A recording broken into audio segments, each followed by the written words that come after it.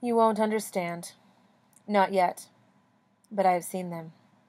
They stand about, little misshapen men with huge heads. But their heads contain only brains. They had machines that could think, but somebody turned them off a long time ago, and no one knew how to start them again. That was the trouble with them. They had wonderful brains, far better than yours or mine. But it must have been millions of years ago, when they were turned off, too, and they just haven't thought since. Kindly little people. That was all they knew. When I slipped into that field, it grabbed me like a gravitational field whirling a space transport down to a planet. It sucked me in and through. Only the other side must have been 7 million years in the future. That's where I was. It must have been in exactly the same spot on Earth's surface, but I never knew why. It was night then, and I saw a city a little way off. The moon was shining on it, and the whole scene looked wrong.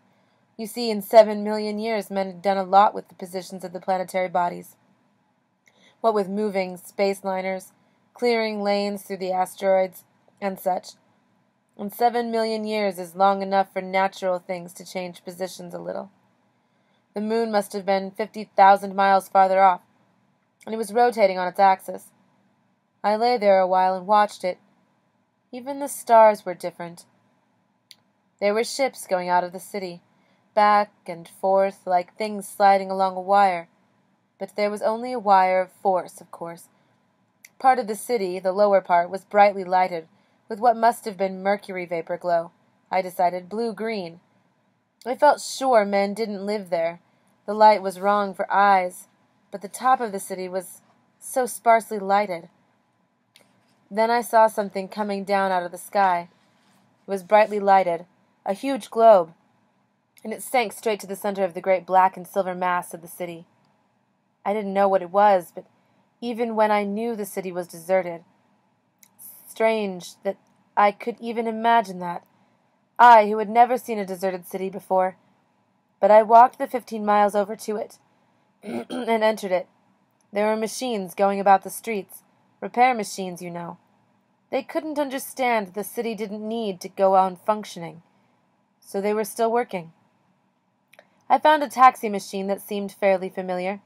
It was a manual control that I could work. I didn't know how long that city had been deserted. Some of the men from the other cities said it was 150,000 years. Some went as high as 300,000 years. 300,000 years since human foot had been in that city. The taxi machine was in perfect condition, functioned at once.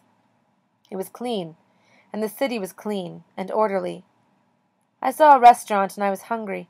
Hungrier still for humans to speak to. There were none, of course, but I didn't know. The restaurant had the food displayed directly, and I made a choice.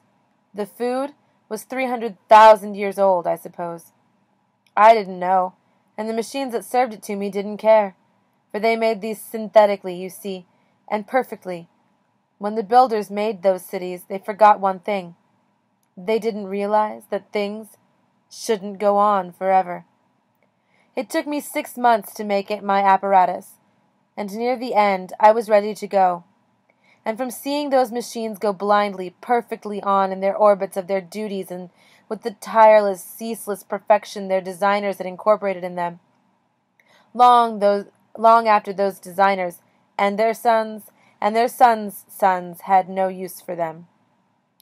When earth is cold and the sun has dried out, those machines will go on.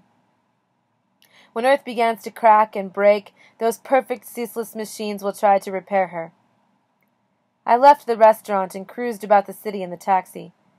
The machine had a little electric power motor, I believe, but it gained its power from the true central power radiator.